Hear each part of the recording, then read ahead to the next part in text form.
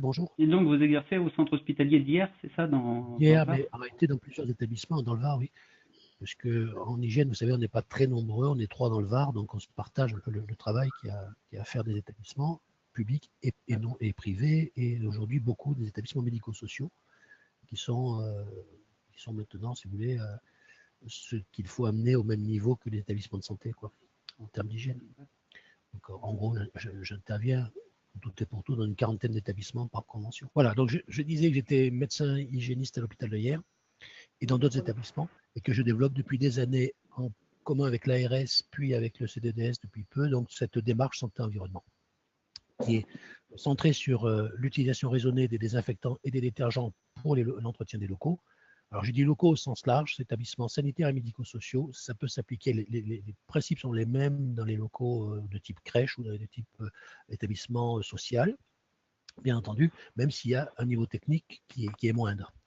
Donc les problèmes sont les mêmes. Alors tout d'abord, on va commencer par un petit glossaire pour qu'on soit d'accord sur l'utilisation des termes, même si beaucoup d'entre vous les connaissent, et je vais à partir de maintenant parler assez vite parce que j'ai beaucoup de diapos, on a peu de temps. Donc le produit tensioactif, mais vous aurez des questions, vous pourrez poser des questions à la fin. Les produits tensioactifs, ce sont des produits qui ont pour objectif de rendre les surfaces mouillables afin de pouvoir les traiter. Une surface qui n'est pas mouillable n'est pas traitable. Or, les produits tensioactifs comprennent les savons et les détergents.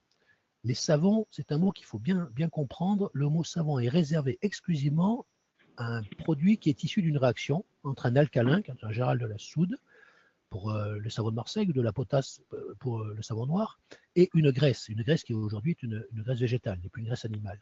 Donc ne peut s'appeler savon que le produit de cette réaction, qu'on appelle la saponification, et aujourd'hui il est vendu des produits à l'usage des mains, par exemple, pour le lavage des mains, que tout le monde appelle savon, mais qui ne sont pas des savons. Et d'ailleurs, ce n'est pas marqué savon sur le flacon. Il est marqué lotion moussante, mousse lavante, lotion lavante, tout ce que vous voulez, mais ce n'est pas des savons. Ce sont en fait des détergents. Je vous le dis parce que les détergents coûtent moins cher à fabriquer que les savons. Voilà, ces savons sont très anciens. Ensuite, il y a les détergents qui sont des produits chimiques tensioactifs, cette fois, donc délivrés par l'industrie chimique et qui sont issus soit du pétrole directement, et c'est 95% des produits, c'est un résidu de la fabrication des carburants, donc ça ne coûte pas cher parce que c'est un déchet en fait de la fabrication des carburants, c'est pour ça qu'il en est vendu beaucoup.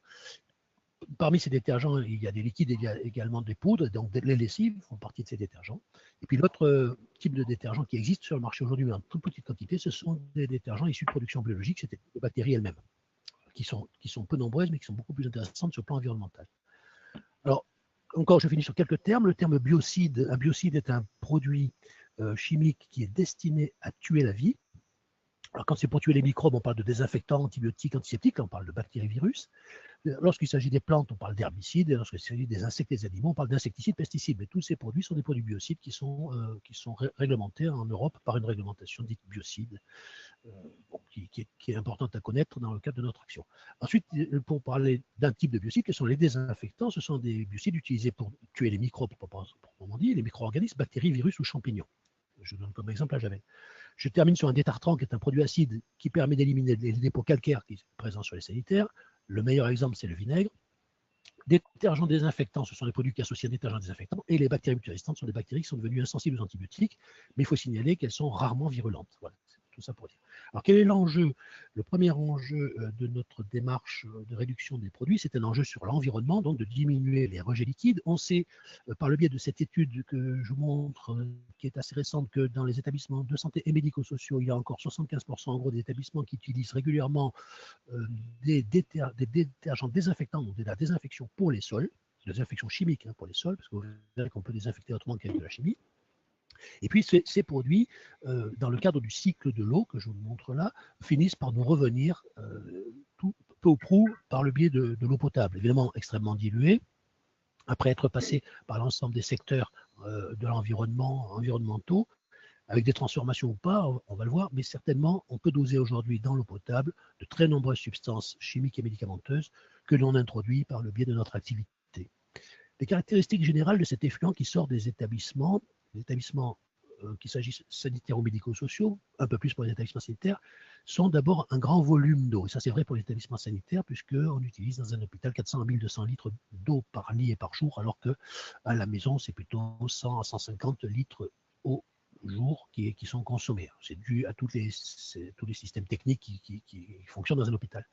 Alors, caractéristique particulière, c'est que dans ces égouts, on trouve beaucoup moins de bactéries qu'on en trouve dans les égouts urbains. Ce qui peut paraître une bonne chose a priori, parce qu'on va se dire, tant mieux s'il n'y a pas de bactéries, l'hôpital est plein de bactéries, s'il y a peu de bactéries dans les égouts, c'est une bonne chose. Or, c'est une erreur, puisque les bactéries sont absolument indispensables pour épurer l'égout. L'épuration, l'assainissement se produit par épuration biologique. En tout cas, c'est comme ça qu'on utilise en Europe et en France en particulier le système d'épuration. Il est biologique, fondé sur la capacité des bactéries de consommer, de digérer, d'avaler, de manger, de se nourrir de tous nos déchets. Donc s'il y a peu de bactéries, l'égout est peu actif, il épure moins bien, et cet impact, on peut l'enregistrer souvent jusqu'à la station d'épuration, parce qu'il y a un gros hôpital qui est dans un milieu urbain. Par ailleurs, les bactéries qui persistent, elles, même si elles sont pas nombreuses, sont devenues résistantes à la fois aux désinfectants et aux antibiotiques présents dans cet égout du fait des émissions des patients qui prennent des antibiotiques. Et donc, on diffuse à partir de ces égouts de grandes quantités de bactéries résistantes dans l'environnement et donc de gènes de résistance qui sont partagés ensuite.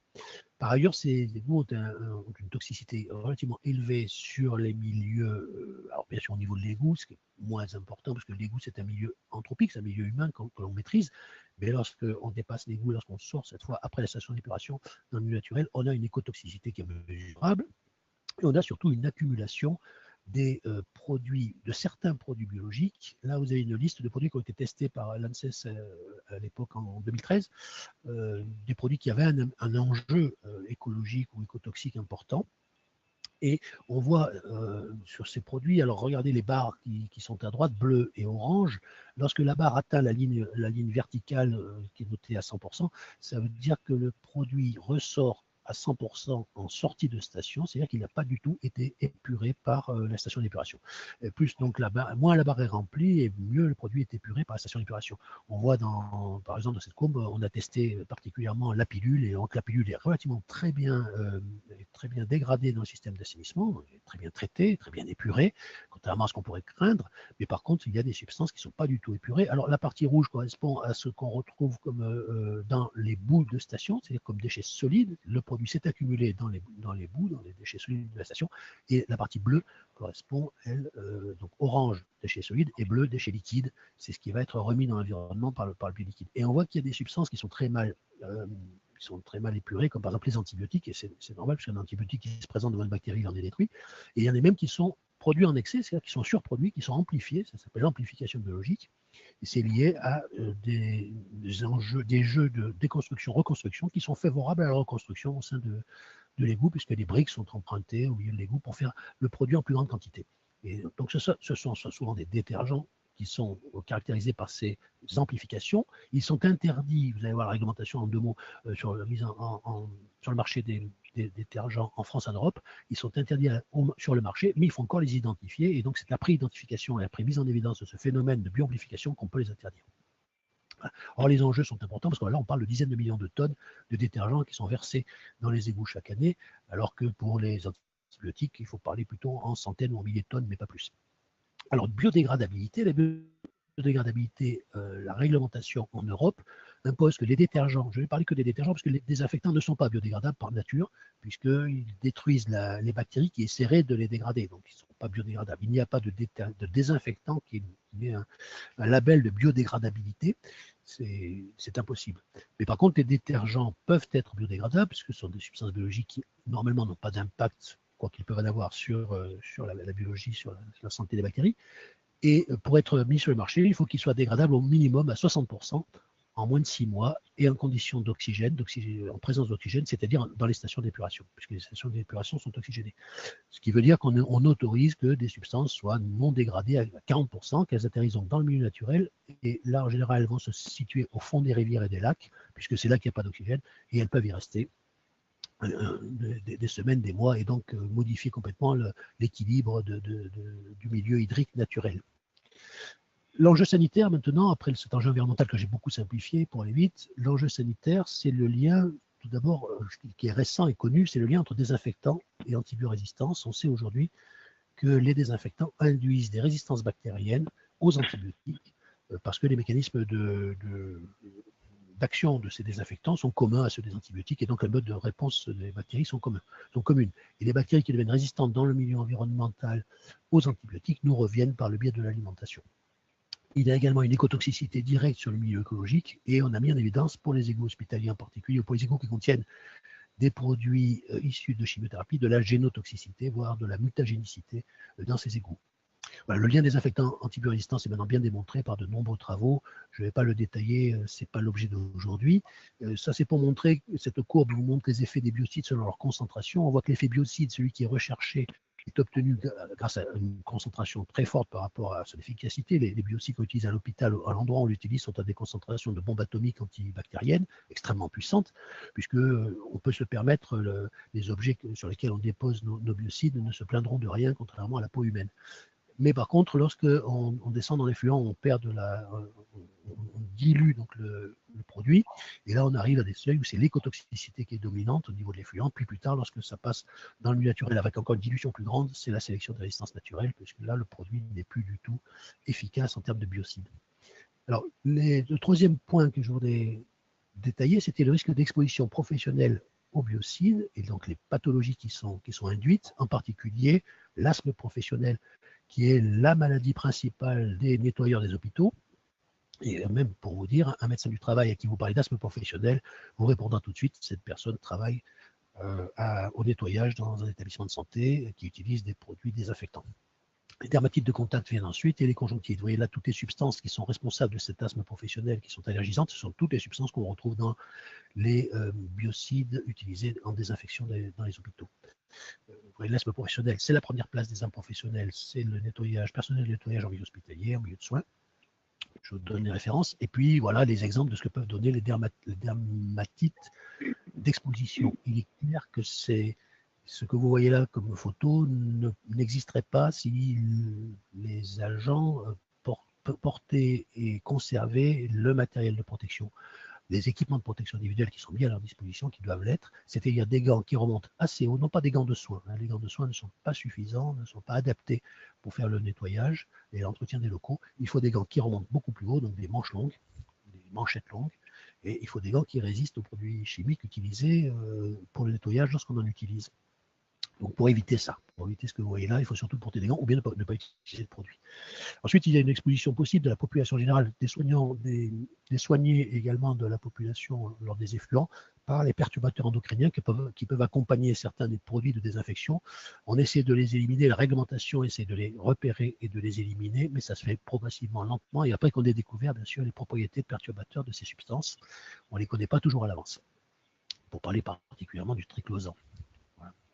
Alors maintenant, les bactéries, ça, je rentre plus dans le détail, et je m'en excuse auprès de ceux, il faudra qu'ils me posent des questions, ceux qui sont inquiets de la compréhension, mais je voudrais détailler contre quoi on lutte finalement quand on fait le nettoyage.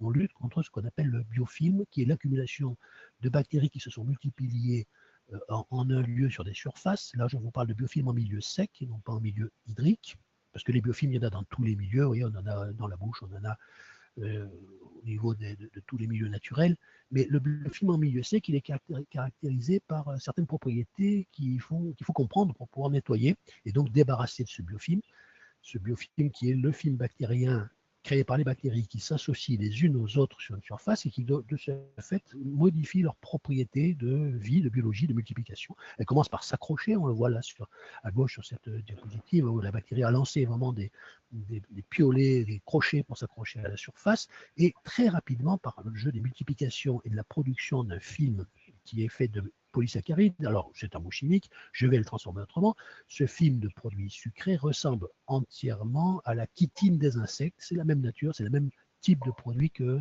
la carapace des insectes, si vous voulez, et donc ces bactéries fabriquent en quelques heures seulement, vous voyez en 24 heures, on le voit sur le dessin, c'est pas des dessins d'ailleurs, c'est des imageries en imagerie électronique, on voit se constituer un biofilm avec sa gangue avec sa carapace, qu'ont produite les bactéries. Oui, c'est très rapide et en plus c'est extrêmement solide. Cette carapace est très dure à pénétrer, aucun liquide ne la pénètre, aucun désinfectant ne la pénètre, la javel ne la pénètre pas, les seuls efficacité que l'on peut avoir pour casser cette crasse, parce que voilà, biofilm, je le traduis en crasse, c'est le mot que nous on voit la crasse, eh bien, la meilleure action, c'est l'action mécanique. Ça reste la meilleure action pour aller casser ce biofilm qui petit à petit, en plus, dans les hôpitaux qui utilisent beaucoup de produits détergents, s'associe au détergent lui-même pour former un chimiofilm associé au biofilm. C'est ce qu'on a décrit, nous, récemment, sous le nom de chimiobiofilm, qui est de plus en plus difficile à éliminer et qui explique pourquoi les sols deviennent gras et ils deviennent ternes, parce qu'il y a ce chimiobiofilm qui s'est accumulé sur des dizaines et des dizaines de couches. Alors le biofilm ce biofilm ne se désaffecte pas, il s'élimine. Il comporte une flore lui-même à l'intérieur qui évolue très lentement et qui évolue souvent en anaérobie, en absence d'oxygène, parce qu'à l'abri de ce biofilm, elle peut être anaérobie. Enfin, elle a des caractéristiques très particulières, cette flore qu'on est en train de découvrir. C'est des découvertes récentes qui datent des années 2010. Le biofilm en milieu sec, on connaissait beaucoup mieux le biofilm en milieu liquide auparavant. Alors, pour en arriver à qu'est-ce qui va motiver nos actions après ces quelques connaissances théoriques, tout d'abord, la notion de désinfection. Cette courbe vous montre en courbe pleine, droite pleine, la décontamination d'une surface, la diminution de la quantité bactérienne d'une surface au moment du nettoyage. Vous voyez que la courbe tombe brutalement pleine, de 80% au moment du nettoyage. On a enlevé 80% des bactéries quand on a nettoyé. Là, le nettoyage se fait avec une fibre coton. À l'époque, c'était dans les années 80, il n'y a pas encore de microfibre, et simplement du détergent. Et donc, on enlève 80% du sol des bactéries. Et vous voyez qu'une heure et 2 heures après, les bactéries sont mises à repousser d'une part, et d'autre part, le sol s'est recontaminé parce qu'il n'est pas protégé. Donc, c'est un sol en conditions réelles. Là, on n'est pas au laboratoire, on est dans la situation réelle. Ces mesures ont été faites pour voir quelle était la durée d'efficacité des différentes méthodes de nettoyage. Donc, on voyait qu'au bout de 2 heures, on avait une recontamination, pas tout à fait jusqu'au premier niveau, mais une recontamination du sol après nettoyage par un simple détergent. Et bien donc, la deuxième courbe en pointillé montre l'utilisation cette fois d'un désinfectant associé au détergent désinfectant. On obtient instantanément une efficacité beaucoup plus importante de 99%, donc on pourrait être content de ce résultat, mais on voit qu'avec le temps, donc 1 heure et 2 heures après, on a rejoint à peu près 2 heures et demie après la courbe de détergence simple. Donc l'utilisation d'un désinfectant chimique, si on veut l'associer dans un but d'amélioration du résultat bactériologique, n'a qu'une valeur très temporaire. Et ça, c'est la définition même de la désinfection, en particulier chimique, c'est une action au résultat momentané. Il faut bien comprendre, ça ne dure pas plus que 2 heures ou 2 heures et demie. Et donc, quand on fait une désinfection un jour sur 2, eh bien, on a 2 heures de désinfection et 46 heures de pas davantage de désinfection. Par contre, on a utilisé un produit. Est-ce que le fait de désinfecter systématiquement et en routine les surfaces, et en particulier les sols, diminue le taux d'infection nosocomiale dans les hôpitaux? Un grand travail de synthèse de toute la bibliographie sur ce sujet avait été fait déjà en 2004. Depuis, je ne pense pas que les choses aient beaucoup changé. En routine, il n'y a pas d'intérêt pour diminuer les infections nosocomiales à utiliser des désinfectants, en particulier sur les sols. Et c'est ce que confirme le CDC d'Atlanta, donc les Américains, dans son guide d'entretien des hôpitaux, qui dit que la désinfection des sols n'offre aucun avantage par rapport à un nettoyage au détergent simple et a peu ou pas d'impact sur la présence d'infection. Donc ça, c'est pour lutter contre la désinfection qui a encore lieu aujourd'hui dans 3/4 des établissements au niveau des sols, alors que ça n'a absolument aucun intérêt. Par contre, en situation de risque épidémique, qu'on soit bien d'accord, je vous ai parlé jusque-là de la routine, en situation de risque épidémique, lorsque l'environnement peut jouer un rôle dans la diffusion de cette bactérie, et il y a des bactéries qui ont des réservoirs environnementaux, alors tous les coups sont permis pour, évidemment, ôter de l'environnement ce facteur infectieux connu. Mais il faut l'adapter. Et tous les désinfectants ne sont pas actifs sur tous les agents microbiologiques qui nous inquiètent. Par exemple, les virus, il faut utiliser des virucides, il faut avoir des désinfectants de normes virucides dans ce cas-là.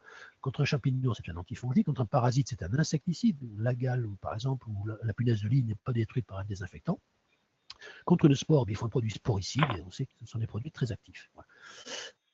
Ensuite, comme connaissance théorique essentielle pour mettre au point une méthode de nettoyage, quelle qu'elle soit, il faut connaître la théorie du nettoyage qui s'applique à tous les milieux, tout ce que vous voulez nettoyer, vos dents, le linge, le sol, une aile d'avion avant de la peindre. De toute façon, il n'y a que 4 façons de procéder. Vous pouvez utiliser de l'action mécanique, de l'action chimique, une certaine température de la chaleur, donc, et puis le temps pendant lequel vous faites l'action. Et si vous pouvez choisir votre cercle qui n'est pas déterminé à l'avance, simplement si vous enlevez ou si vous modifiez un des paramètres, il faudra compenser par un des 3 autres paramètres. Voilà. Donc c'est ce qu'expliquait Herbert Sinner. Il vous donne 2 exemples. Là. Enfin, il vous donne l'exemple à gauche qui était la machine à laver le linge. À l'époque, on n'avait pas de machine électrique, c'était donc la lessiveuse à la main des grands-mères qui utilisaient beaucoup de temps et beaucoup de température parce qu'on faisait bouillir le linge. Eh bien, à droite, c'est l'action mécanique permise par la machine à laver à tambour, où l'action mécanique est beaucoup plus augmentée. Du coup, la température peut diminuer et le temps diminue également. Vous voyez, c'est exactement cette démonstration. Donc, c'est à vous de choisir ce que vous voulez mettre dans votre cercle de Zener. Si vous voulez supprimer le produit, vous pouvez le faire. Il faut simplement compenser, soit par une action mécanique supérieure, soit par du temps plus important, soit par de la chaleur plus importante, c'est-à-dire monter. La chaleur commence à 60 degrés, lorsqu'on parle de chaleur en voilà. Les alternatives aux produits sont donc ces différentes méthodes. Si vous ne voulez pas utiliser de produits chimiques, microfibre associée à de l'eau, ce n'est pas l'eau qui lave, l'eau permet à la microfibre de glisser. C'est l'action mécanique de la microfibre, on va voir, qui est active. Le nettoyeur vapeur, la monobrosse à disque abrasif, l'autolaveuse sans produit ou les laveuses à brosse rotative, de type par exemple Rotowash, pour citer une marque en particulier qui est dominante. Alors l'effet mécanique de la microfibre est lié au fait que la microfibre est tellement fine qu'elle va se chercher les impuretés dans les rainures les plus fines du sol, et qu'en plus, par effet électrostatique, elle va retenir ces impuretés au sein de ces mailles. Et là, on coupe les différentes tailles. La microfibre, c'est la petite taille en haut à gauche. Le gros cercle bleu, c'est la fibre de coton.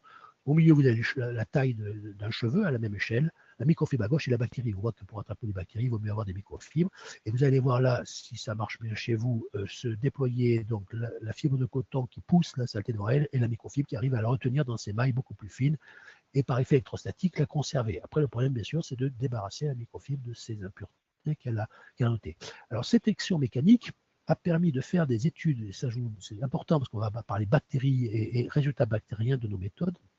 Cette étude, qui a été publiée en France, montre sur 250 actes de nettoyage de surface, cette fois c'est en laboratoire, ces surfaces avaient été préalablement, c'était des surfaces métalliques, stériles, qui ont été badigeonnées d'une quantité connue de staphylocoque avant l'opération de nettoyage. 250 fois ça a été répété.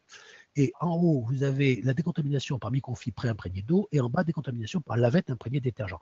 Alors, la courbe bleue, ce qui est bleu et complet, qui arrive tout en haut de la courbe, c'est le nombre de bactéries qui ont été recherchées donc après les avoir déposées, on a vérifié qu'elles étaient par prélèvement par gélose, qu'elles étaient toujours présentes. Voilà. Et sur cette surface ensuite, c'est les points rouges, on a passé, pour chacun des traits, vous avez une expérience, on a passé donc le produit nettoyant, microfibre et eau, ou bien détergent désinfectant. Et le point orange, c'est le nombre de bactéries restantes après passage. Et vous voyez que la plupart de ces points sont très bas. Il y en a quelques-uns qui restent élevés, mais la plupart de ces points sont très bas. Donc, on a une élimination de plus de 90%, 99% de ces bactéries lorsqu'on fait microfibre imprégné d'eau, mais également lorsqu'on fait détergent lavette imprégné détergent désinfectant. Simplement, statistiquement, il n'y a pas de différence. Voilà. Ce que je vais vous dire, c'est qu'en fait, il n'y a pas de différence entre un nettoyage à microfibre et un nettoyage à une lavette coton imprégnée de détergent désinfectant. En termes de résultats sur une surface lisse en laboratoire, le résultat est le même pour enlever les bactéries. Et ça nous arrive à la définition de la désinfection. La désinfection, c'est une opération au résultat momentané, je vous l'ai dit, mais qui permet d'éliminer ou de tuer les bactéries présentes. Dans le cas présent, on les a éliminées. On ne les a pas tuées, on les a enlevées de la surface, on les a donc éliminées. Elles sont allées rejoindre ensuite les égouts. La deuxième étude qui a été publiée récemment au congrès de la Société française d'hygiène, c'est une étude plus complexe, mais qui porte sur trois surfaces hautes pré-manipulées, qui sont la tête de chevet, la télécommande et l'interrupteur de salle de bain, avec trois méthodes différentes, détergent désinfectant, détergent neutre et vapeur. Ces trois surfaces ont été mesurées immédiatement en quantité de bactérienne par prélèvements locaux, immédiatement après le nettoyage, H0, et puis 24 heures après, juste avant le nettoyage suivant. C'est intéressant de voir la recontamination 24 heures après. Eh bien, la conclusion de cette étude montre que l'efficacité de l'entretien de surface haute avec un détergent neutre semble comparable à celle d'un entretien avec un détergent désinfectant, et l'utilisation au quotidien pourrait être une alternative intéressante, parce qu'il y a moins de biofilm, c'est moins onéreux. Par ailleurs, il est à noter que l'utilisation de la vapeur permet une très bonne désinfection. Voilà. Donc en fait, on va avoir des résultats tout à fait comparables que l'on nettoie avec une microfibre ou avec un détergent neutre. Là, c'était fait pour se passer des détergents. Voilà. Alors, donc, je vous ai parlé d'action mécanique, en vous disant que ça pouvait avoir une action désinfectante, par nature, par la définition de la désinfection.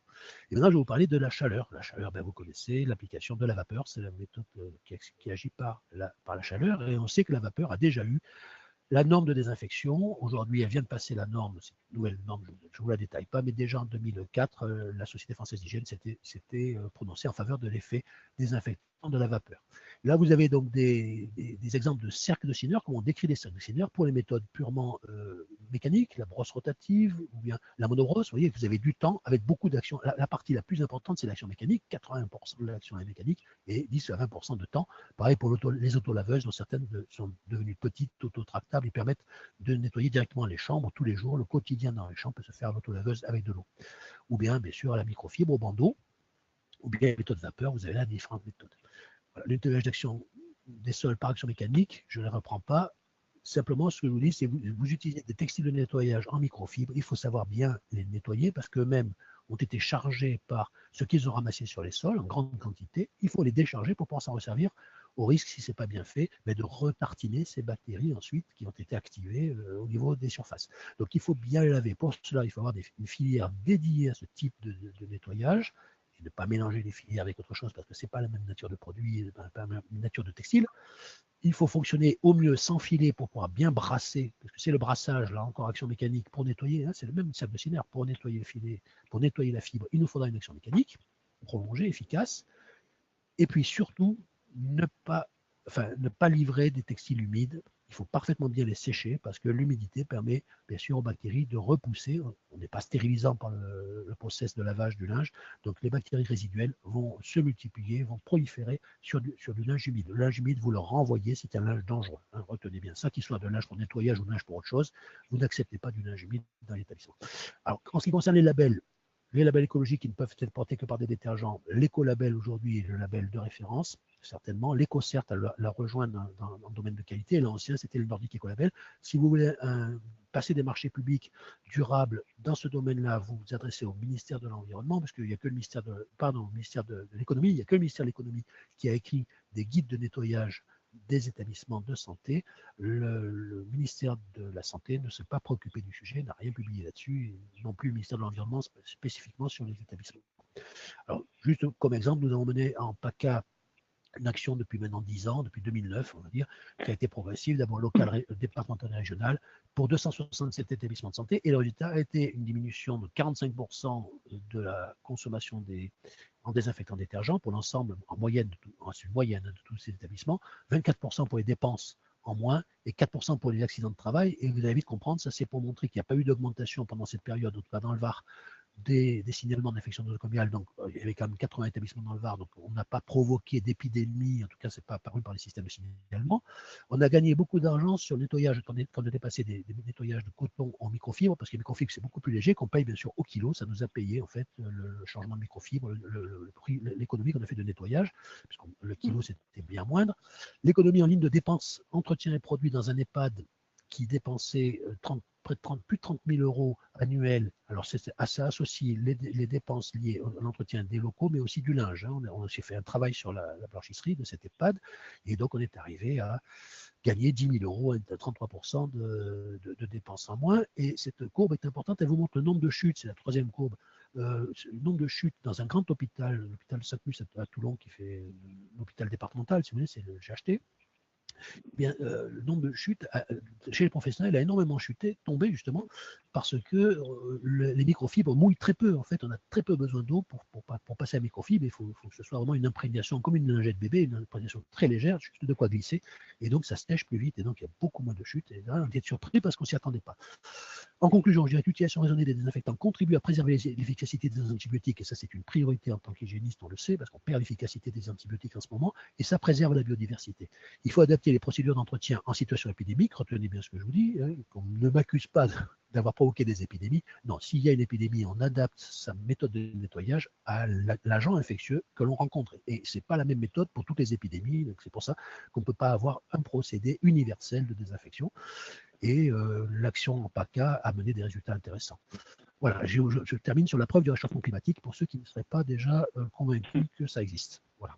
Donc je vous laisse poser des questions. Juste, je terminerai de façon très pratique. Ce n'est pas très pratique ce que je vous dis, mais il y a des gens qui ont beaucoup travaillé dans les crèches, et en particulier quelqu'un qui nous a présenté son travail là, à la NFH, c'était vendredi, qui est Agathe Ferrari, et dont il a été enregistré donc une intervention, et je pense que Élodie vous passera cette intervention enregistrée qui vous donnera des aspects très pratiques, hein, de méthodes de nettoyage dans les crèches qui sont exactement inscrits dans tout cet esprit. Voilà. Deux questions sur les microfibres. D'une part, au niveau du lavage, enfin de l'entretien de ces microfibres, est-ce que l'entretien en tunnel de lavage est acceptable ou est-ce qu'il faut un entretien en machine rotative?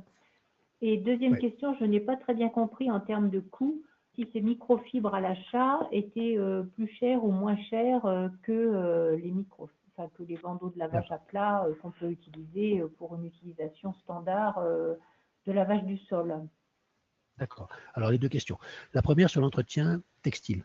On peut passer dans des tunnels, puisque c'est quand même la majorité aujourd'hui des blanchisseries interhospitalières, c'est un domaine que je connais bien, et que le passage en laveuse, surtout quand on dépasse un certain tonnage, devient problématique pour les agents, puisque les laveuses doivent être chargées et déchargées manuellement, alors que les tunnels peuvent être chargés et déchargés automatiquement. Donc il y a vraiment un enjeu important.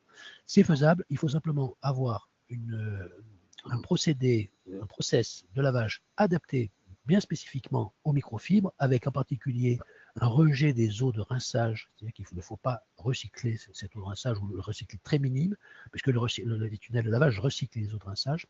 Oui. C'est même le grand intérêt, ils font des économies d'eau. Donc il faut bien sûr. C'est l'intérêt. Oui, l'intérêt économique, mais même, oui, c'est l'intérêt économique, c'est important, parce que c'est aussi la préservation des ressources. L'intérêt microbiologique, c'est sûr. Alors, oui, en microbiologique, c'est moins intéressant, bien sûr, de recycler, mais il faut voir quel est l'impact en nombre de litres. Vous consommez à la maison, nous consommons 12 litres par kilo de linge lavé, et le blanchisserie industriel, aujourd'hui, fonctionne pas en dessous de 30 tonnes par jour, donc 30 000 kilos. Vous imaginez, à 12 litres, on ne tiendrait pas. La moyenne actuelle tourne autour de 6 à 8 litres. Et quand j'ai commencé la blanchisserie, parce que je me suis aussi beaucoup de blanchisserie, on était à 18 litres par kilo en blanchisserie industrielle. Vous voyez, donc on a fait d'immenses progrès pour préserver une ressource qui est très précieuse. Cela dit, en matière donc, de microfibres, il faut tout d'abord ne pas recycler l'eau. Deuxièmement, ne pas les brasser en filet, parce qu'en filet, on a du mal à correctement faire le travail. Ça, c'est vrai pour les tambours comme pour les. Or, c'est difficile pour un tunnel de ne pas passer en filet pour des raisons pratiques. Et troisièmement, parfaitement bien les sécher. C'est vraiment les trois conditions. Éviter les filets, bien les sécher. Pareil, le séchoir en filet, c'est difficile. C'est bien sécher au cœur du filet.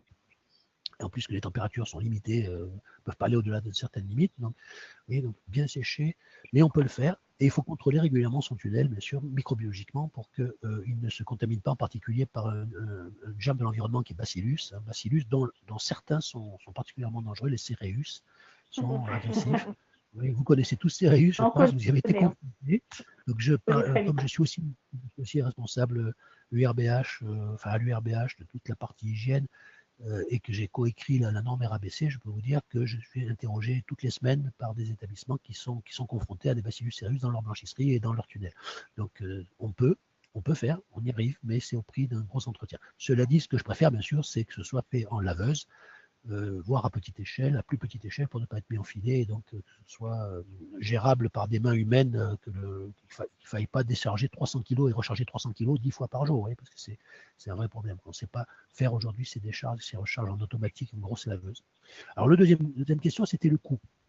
Alors, effectivement, il y a une échelle de coût dans la microfibre qui est très importante, qui dépend principalement de la quantité, donc du grammage de la microfibre, qui conditionne sa durée. C'est-à-dire que les plus fines et les plus légères sont celles qui vont durer le moins longtemps, elles vont s'user rapidement et finalement, on va les changer plus souvent, comparé à celles qui sont beaucoup plus grosses et qui vont durer plus longtemps. Elles n'ont pas plus d'efficacité. Les deux ont des efficacités comparables qui sont liées simplement à la propriété des fibres, de ces microfibres, qui sont donc des fibres par définition dont la taille est étirée, le diamètre, pour être microfibre, il faut que 1 gramme de fibre soit étiré au minimum sur 10 km. Et ça s'appelle une microfibre. C'est un décitex, c'est l'unité de microfibre. Et bien, on arrive à travailler avec des microfibres qui ont 1 gramme pour 100 km de longueur. Vous imaginez la taille de ces fibres qui est absolument microscopique. Donc, c'est la qualité. La qualité de la microfibre ne dépend pas de son prix ni de sa taille, de l'efficacité. Par contre, la durée de vie n'est pas la même. La quantité d'eau qu'elles sont capables d'emporter, donc la surface qu'elles vont faire par passage n'est pas la même, parce que les fibres épaisses vont faire plus de surface que les fibres fines. Nous, en pratique, on utilise des fibres fines parce que le prix est faible et qu'on a des taux de perte relativement importants dans la rotation avec la blanchisserie. Donc, s'il y en a beaucoup de pertes, on ne peut pas se permettre d'avoir de pertes de microfibres qui coûtent 6 euros. C'est difficile, quoi. Voilà. Donc, on se permet de perdre des microfibres qui coûtent 50 centimes d'euros. Voilà. Ça, on y arrive. Et d'autant que ces microfibres très fines, elles, sont très légères, avec un balai adapté également très léger, on a diminué de façon très importante les TMS, puisque le balai plus la microfibre chargée d'eau, ça ne dépasse pas 700 grammes. Quoi. Donc on est vraiment dans les... Voilà, on est beaucoup mieux que ce qu'on était avec les cotons, où un coton imprégné, c'est 450 grammes. Elle fait tout seul, la fibre, quoi. À l'achat, c'est 6 euros la microfibre, c'est ça? Il existe des microfibres, ça s'étale entre 50 centimes et 12 euros. Donc vous avez vraiment tous les prix en matière de microfibres. Vous avez tous les prix et toutes les qualités. On peut utiliser avec de l'eau, j'entends, puisque là, Oui, toutes. Je vous parle, vous pouvez utiliser toujours de microfibres sans produits chimiques, puisque l'action mécanique est comparable. Ce n'est pas ça qui fait la différence du prix, c'est l'épaisseur, c'est-à-dire le fait qu'on ait rajouté des couches pour absorber de l'eau derrière la microfibre elle-même. C'est l'épaisseur et la complexité, parce qu'on a rajouté d'autres types de substances dessus pour la rendre. On est obligé de rajouter un petit peu des fibres pour qu'elles glissent. Il y a des fibres qui ne sont pas en microfibre, parce qu'une microfibre pure, qui n'est pas mélangée à notre textile, ne glissera pas. Elle s'accrochera au sol, vous n'arriverez pas à la bouger. Vous la plaquez au sol et vous poussez toute votre force, elle n'avance pas. Ça, c'est la microfibre pure. Ça existe encore, et on s'en vend, alors il faut mettre un patin dessous pour les soulever un petit peu et faire une espèce de coussin d'air entre le sol et la fibre, parce que sinon vous restez accroché. J'en ai vu de ces microfibres. Pour vous dire tellement c'est efficace. D'efficacité microbiologique, le prix n'influe pas. C'est pas le prix, le prix n'influe pas. Compris, hein. n'influe pas, ce qui va changer simplement, c'est si vous en voulez une pour 500 mètres carrés ou pour 25 mètres carrés. Voilà. Une chambre, vous la faites avec une microfibre à 50 centimes, très légère, qui fait 30 grammes de la marque Decitex. Voilà, ça s'appelle la Dispomop 3D. Ce genre de fibre vous permet de faire une chambre. Vous en utiliserez deux parce qu'il faut une chambre et une salle de bain, donc vous en aurez besoin de deux. Si vous êtes parfaite, parce que c'est peu pratiqué, mais si vous êtes parfaite, vous aurez au préalable dépoussiéré vos locaux à l'aide, là encore, d'une microfibre à usage unique, ça existe, ça se vend, ou bien d'une microfibre réutilisable pour dépoussiérage. Voilà, c'est tout à fait ce qui se vend aussi. Mais aujourd'hui, la pratique que l'on observe, c'est quand même un seul temps. Il est rare aujourd'hui d'obtenir dans les services, dans les unités, le double temps dépoussiérage suivi de lavage. Aujourd'hui, c'est assez rare. Nous, on essaye quand même de promouvoir et d'obtenir. C'est mieux. Quand même la base. C'est mieux. On va avoir du mal à laver, quoi. Je suis d'accord. C'est ce que vous avez écrit dans la procédure. Je vous comprends. On écrit tout ça dans les procédures. Maintenant, dans la pratique, il faut voir ce qui se fait réellement sur le terrain et combien vous consommez. En tout cas, évitez les bandeaux imprégnés, parce que quand ils sont imprégnés soit d'huile de paraffine, et ça contribue beaucoup au chimiofilm. Vraiment, cette huile n'est pas retirée, surtout si vous utilisez de l'eau, après pas de détergent, donc vous laissez l'huile dessus, donc vous avez un sol qui devient gras très vite. Ou bien de polyéthylène glycol. C'est la deuxième substance qui peut être utilisée pour imprégner ces microfibres, parce que ce sont des substances collantes. Et là, le polyéthylène glycol, c'est un produit connu pour être perturbateur endocrinien. Ce n'est pas un bon produit à mettre dans la nature. Donc, dans tous les cas, un dépoussiérage peut se faire en microfibre sèche, puisque l'effet électrostatique empêche l'envol des poussières, ou bien sur une fibre imprégnée légèrement d'eau, si ce n'est pas une microfibre, mais simplement de l'eau, pour le dépoussiérage, je parle. Et à ce moment-là, ce sera l'usage unique. Voilà. Mais vous avez des microfibres vendues pour être dépoussiérées et vendues pour être lavables. Lavables, des microfibres pour le dépoussiérage, ça existe. Vous adressez, en gros, il y a deux marques. Vous avez Decitex et vous avez Concept Microfibre. Ce sont les deux marques qui se partagent 80% du marché des établissements de santé. Et vous voyez leur gamme, vous discutez avec eux sur vos méthodes à vous et vous trouvez le meilleur modèle. Choisissez également le balai qui va avec et même, je dirais, le chariot qui va bien, parce qu'il y a tout un travail sur l'allègement des chariots à faire, parce qu'on n'a pas besoin de beaucoup de pratiques françaises, qui ne sont pas les mêmes dans tous les pays. Je peux vous dire que pour avoir voyagé un peu, le nettoyage n'est pas universel, et surtout, il n'y a pas de normes de nettoyage des établissements de santé. Il n'y a pas du tout de normes, donc c'est quelque chose auquel il va falloir remédier. J'y travaille avec les sociétés qui font le nettoyage pour essayer d'obtenir un jour une norme qui pourrait servir de base à un marché, bien sûr, à l'écriture d'un marché public. Aujourd'hui, chaque marché de nettoyage fait combien, à son cahier des charges propres. Je voulais revenir sur la gaz là, dont vous venez de parler. Oui. Est-ce que la gaz électrostatique, là, le nouveau modèle qui est en train de sortir, il est obligatoire ou il est que conseillé? Parce qu'il y a aussi des gaz qui sont sèches. sans huile. Non, il n'y a pas de modèle obligatoire en quoi que ce soit. Comme je vous le disais, il n'y a même pas de normes, il n'y a même pas de normes de nettoyage. Et le ministère de la Santé n'a rien écrit, aucun guide particulier, aucune méthode de nettoyage n'est recommandée par le ministère. Donc là, vraiment, vous êtes libre, trop même, je dirais, parce qu'il n'y a pas d'organisation. Mais en pratique, lorsque les gens me disent je veux faire du nettoyage sec et je les encourage à le faire parce que c'est mieux, un dépoussiérage avant lavage, on le fait à ce moment-là soit avec une microfibre à usage unique, soit avec une microfibre réutilisable. Voilà, parce que là encore, ça enlèvera la plus grande partie. Et bien souvent, on n'a pas besoin de laver derrière un dépoussiérage de cette façon. Fait de cette façon, on n'a pas besoin d'utiliser le lavage. Le lavage peut être remis un jour sur 2 si la chambre est propre ou un jour sur 3, si le dépoussiérage a été correctement fait, comme à la maison. Hein, on est dans la même logique que la maison. Vous ne passez pas la pièce tous les jours, mais vous passez l'aspirateur ou le balai plus souvent. Voilà, c'est cette logique-là. Après, tout dépend du type de local que vous avez. Si c'est un bloc opératoire, si c'est une crèche, c'est pas tout à fait les mêmes conditions. Et comment on la salit, hein, parce que normalement, on ne marche pas avec des chaussures très sales dans une crèche. On essaie d'éviter de se promener en chaussures, dans les locaux en tout cas où jouent les enfants. Et donc, on a des méthodes de nettoyage qui doivent être adaptées, sans produit, et si possible, voilà, dépoussiérage premier et sans produit, si on peut. On parle des crèches. Je ne sais pas s'il y a des crèches là qui écoutent. Pour les maternités, c'est d'autres problématiques parce que là, on est plus sur les problèmes des locaux techniques, salle d'accouchement, où il peut y avoir des liquides biologiques répandus, en particulier du sang. Et là, on ne peut pas éviter la désinfection sur un liquide biologique répandu sur le sol. Mais au moment où on le fait, c'était au moment où il y a eu l'accident de salissure du sol. Ce n'est pas tous les jours et tout le temps. Hein. Si vous avez du sang par terre ou un liquide biologique par terre, il faut d'abord le tamponner et ensuite, donc d'abord le nettoyer et ensuite, il faut d'abord le désinfecter et ensuite le nettoyer. Voilà. D'abord mettre un désinfectant dessus et le nettoyer ensuite. Hein. Ça reste vrai, c'est des précautions standards, hein, les hygiénistes le connaissent bien. Ça reste tout à fait vrai. Donc, vous voyez, on ne peut pas se passer totalement de désinfectant dans un hôpital. Ce n'est pas mon discours. Hein. Mais on peut diminuer par 80% sa quantité d'usage sans avoir d'épidémie qui se déclenche dans la semaine qui suit. Voilà. Des questions? D'autres questions? En bloc opératoire, nous n'utilisons pas de désinfectant sur les sols en routine, hein, je dis bien. J'ai entendu parler de services qui pratiquaient la technique du balayage, dont on vient de parler, avec le lavage à l'eau. Et ils avaient des problèmes, ils étaient confrontés à des problèmes d'odeur résiduelle dans les locaux. Oui, alors, est-ce que c'est connu?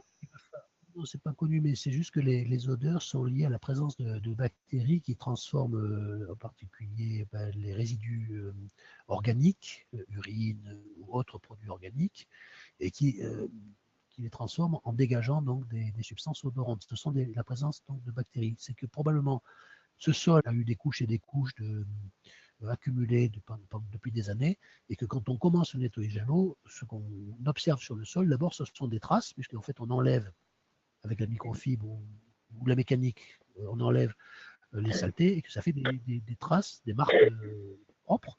Et puis on observe que comme on n'arrive pas à nettoyer instantanément tout le sol, eh bien cette eau va effectivement continuer à nourrir le chimiobiofilm qui n'est pas encore enlevé.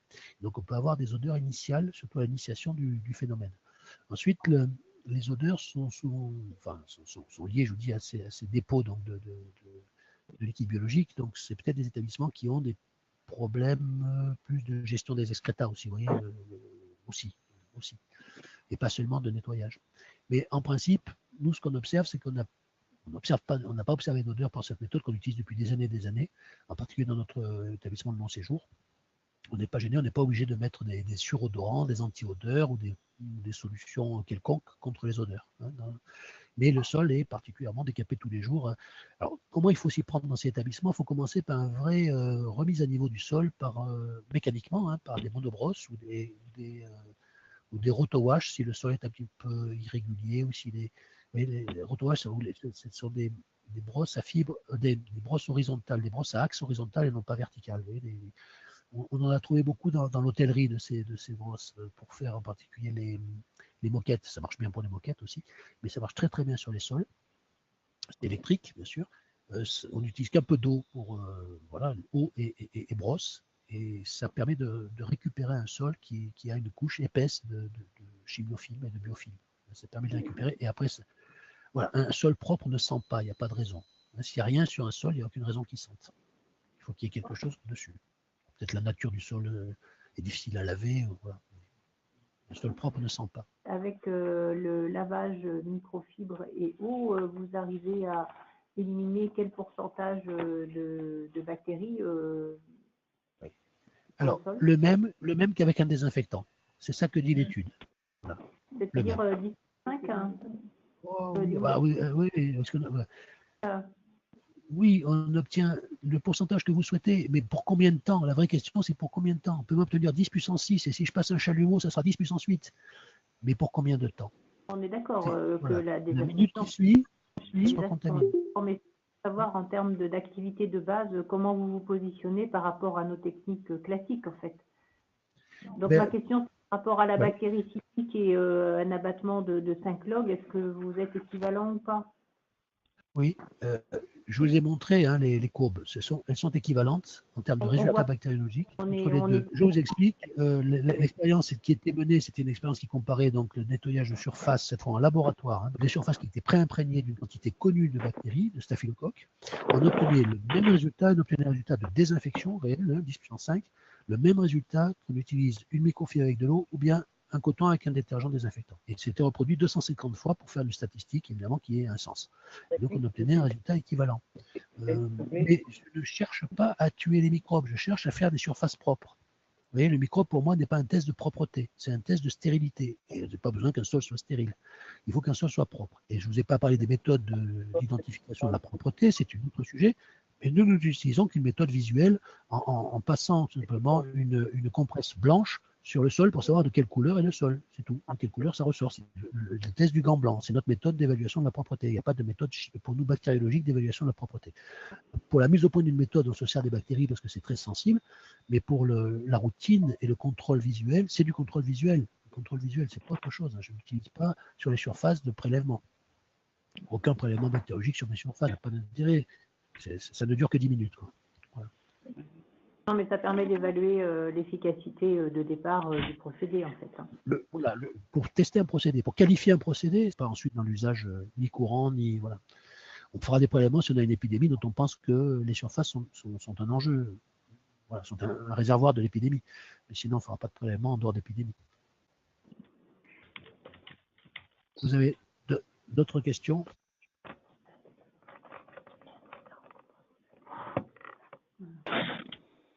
On va dire qu'on attend toujours la norme de la vaccination. Pour tout vous dire, même, pour finir sur le micro, Decitex, qui est une des deux marques, a fait passer la norme bactéricide à sa Dispomab 3D, qui est son produit de base, pas cher, qui est une microfibre donc de nettoyage des sols. Il a démontré que ça obtenait la norme de désinfection. Voilà, par mécanique, hein, désinfection mécanique et non pas chimique. Il a fait passer la norme, ce fabricant. Comme ça, il peut dire ma microfibre elle est désinfectante, effectivement. Ce n'est pas l'objet du nettoyage, hein, mais ça montre l'efficacité mécanique pour enlever, éliminer les bactéries. Rappelez-vous, désinfecter n'est pas équivalent à utiliser un désinfectant. Désinfecter, c'est tuer ou éliminer les bactéries présentes, les micro-organismes présents. Est-ce que, j'allais dire, il y a des restrictions par rapport à certaines qualités de sol, certains revêtements? Je dirais que les moquettes, ça ne s'y prête pas. Certains sols qui seraient pré-traités. Non, voilà. il n'y a pas de raison, parce qu'on n'utilise justement pas de produits chimiques, donc il n'y a pas d'interaction avec la chimie. Quand on utilise simplement de l'eau, hein. Donc, oui. je ne vois pas de contre-indication en matière de traitement des sols initiaux. D'accord, même par rapport à des soudures, vous savez, nous, c'est des linos qui ont des soudures. Des linos thermosoudés, c'est des linos thermosoudés. Ouais. Voilà, donc, aujourd'hui, ce que vous utilisez, alors, je veux parler particulièrement de quelque chose d'autre, mais ça me vient à l'esprit de vous en parler après. Aujourd'hui, quand vous utilisez une méthode, de toute façon, c'est bien une méthode qui a une partie mécanique. Hein, elle n'est pas que mécanique, mais c'est mécanique. Vous n'avez pas de microfibre là où vous êtes? Vous avez du coton, c'est ça? Vous utilisez la fibre coton? Oui, il y a la microfibre aussi, mais il y a déjà la microfibre, donc il faut faire de plus. Oui. De plus. Oui. Donc là, il y a une restriction à laquelle il faut penser, elle n'est pas négligeable, c'est si vous avez des vieux sols en plaques en plaques amiantées. Si vous avez des sols en plaques amiantées, ça s'appelle comment déjà? Le thermoplastique amianté. Et ce sont des plaques de 20 sur 20, de 15 sur 15 amiantées. Alors, il faut éviter tout nettoyage mécanique. C'est-à-dire il ne faut pas de brosse rotative, il ne faut pas de tout ce qui est mécanique, parce que ça pourrait créer la mise dans l'air de fibres d'amiante s'il y avait des plaques abîmées sur les bords. Vous voyez. Donc c'est même une recommandation très forte de l'INRS de ne pas utiliser sur des plaques amiantées de nettoyage mécanique. Voilà, je vous le dis, hein, c'est un cas particulier, mais il faut le savoir. Par rapport à l'exposition des personnels qui s'occupent de l'entretien et de l'utilisation des nettoyants de vapeur, on a sur Périgueux une eau qui est extrêmement calcaire et on est obligé de mettre du séquestrant. Mais du coup, ces agents-là, moi, m'ont posé la question de l'exposition par rapport à l'utilisation de ce séquestrant. Alors j'aurais deux réponses. La première, c'est que le séquestrant a pour objet de former un combinat, de se combiner en fait au calcaire pour former des petits cailloux. Donc il est dans le caillou. Ça, c'est la première réponse. Il ne reste pas dans le liquide, il passe dans le caillou. Et c'est quand on vide sur la réserve d'eau régulièrement à la chaudière de ces cailloux qu'on élimine les cailloux. Bon, ce n'est pas le personnel de nettoyage qui sera exposé au séquestrant. Le deuxième, c'est que si ça les inquiète, ben vous passez à de l'eau déminéralisée. L'eau déminéralisée, vous en avez gratuitement dans tous les hôpitaux. En fait, ça sort de tous les appareils de traitement d'air, les centrales de traitement d'air, et les appareils d'une façon générale de climatisation produisent une quantité industrielle absolument phénoménale d'eau adoucie, d'eau déminéralisée, puisque c'est de la vapeur d'eau condensée de l'air. Dès lors que vous avez un groupe de froid, que vous faites du froid, vous avez de l'eau gratuite, déminéralisée. Merci d'avoir écouté. Donc, tout ce que je peux souhaiter, c'est que vous fassiez remonter par le biais du C2DS ou comme vous voulez, si vous avez changé de pratique, parce que c'est intéressant de savoir que de plus en plus d'établissements changent de pratique, modifient leur pratique et vont dans ce sens-là. Voilà, pour nous, c'est intéressant qu'ils travaillent sur le terrain de connaître les résultats. Voilà, je suis Philippe Carinco, je suis médecin hygiéniste depuis 1997, mais auparavant, j'ai un passé de praticien hospitalier, parce que j'ai dépassé 60 ans, donc maintenant je suis un vieux praticien hospitalier, qui a fait beaucoup de pédiatrie, 6 ans. Je me destinais initialement à la pédiatrie. Et puis j'ai changé de secteur, quand j'ai eu l'occasion de faire notre domaine, la cancérologie, qui m'a beaucoup intéressé pendant de nombreuses années en médecine interne, service de médecine interne. Et puis en 97, j'ai basculé dans l'hygiène. C'était un acte volontaire, d'abord parce que la cancérologie, on ne peut pas en faire toute sa vie. C'est un métier très prenant, très passionnant, mais très usant sur le plan humain. Et donc j'ai voulu basculer dans la prévention de l'impact environnemental qu'avait notre activité hospitalière, et en particulier celle de cancérologie que j'avais notée à cause des produits chimiques, des produits cancérologiques, des cytostatiques que l'on déversait en assez grande quantité à l'époque dans les effluents. Alors le problème a changé du tout parce que la chimiothérapie ne se fait plus de la même façon, elle se fait en ville, en tout cas elle s'élimine en ville. Donc c'est plus. Mais dès 97, j'avais conduit des travaux de caractérisation des effluents hospitaliers de notre hôpital, mais c'était les tout premiers, ça n'existait pas encore à l'époque. Et voilà, et c'est sur les découvertes, ce que nous ont appris ces travaux de caractérisation. J'étais inquiet en fait des substances cancérigènes qu'on y mettait, mais c'était très minime par rapport aux désinfectants qui étaient en quantité industrielle. C'était à l'époque pour un hôpital de 200 lits, c'était 7 tonnes par an que l'on mettait dans les égouts. Et donc ça m'a conduit donc à cette démarche de réduction d'abord des biocides et puis plus largement de l'entretien des locaux. Et aujourd'hui, c'est l'entretien des locaux, les déchets, le traitement d'air, enfin voilà, c'est tous les autres domaines de l'hygiène hospitalière rapportés à la santé et à l'environnement qui m'intéressent. Voilà.